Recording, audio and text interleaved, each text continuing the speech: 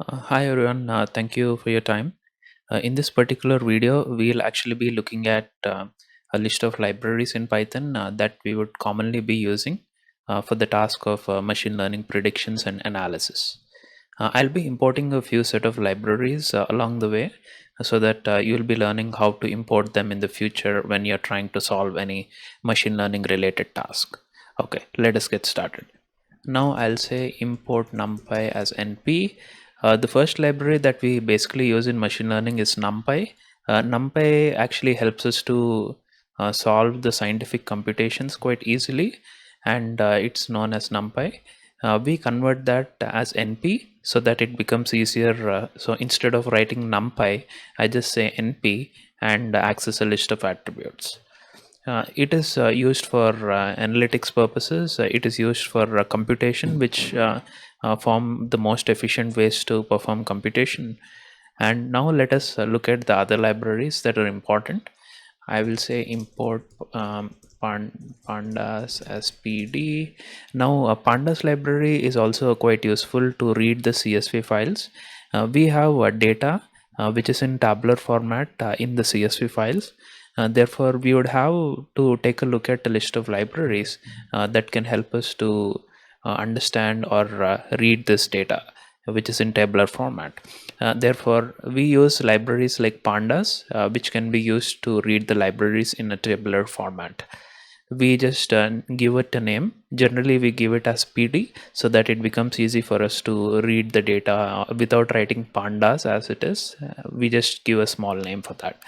Now, let us also see a list of plotting libraries along the way. Say we just say Matplotlib is also a useful library for plotting.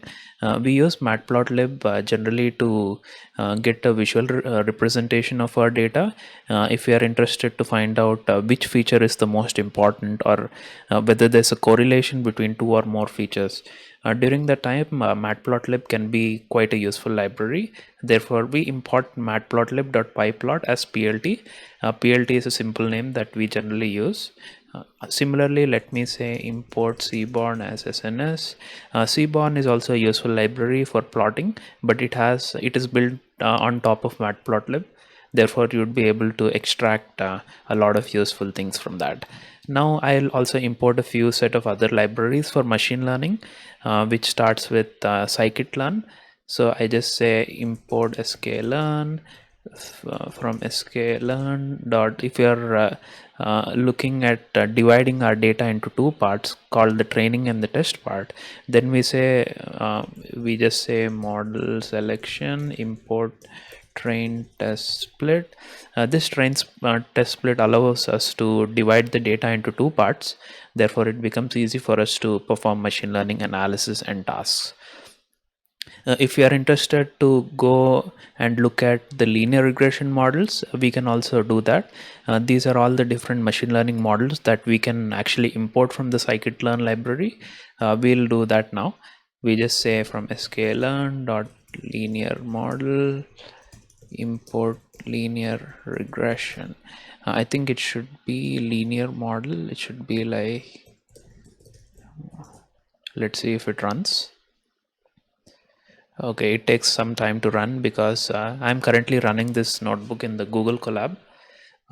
Therefore, if you are interested to just get your hands with Python coding, I would suggest you to download it's also not needed to download. You can just use the Google Colab notebook from Google, where you'll be able to just code from scratch without any issues. Yep. These are all the libraries that we basically use in machine learning, and thank you for staying on this video, and have a great day.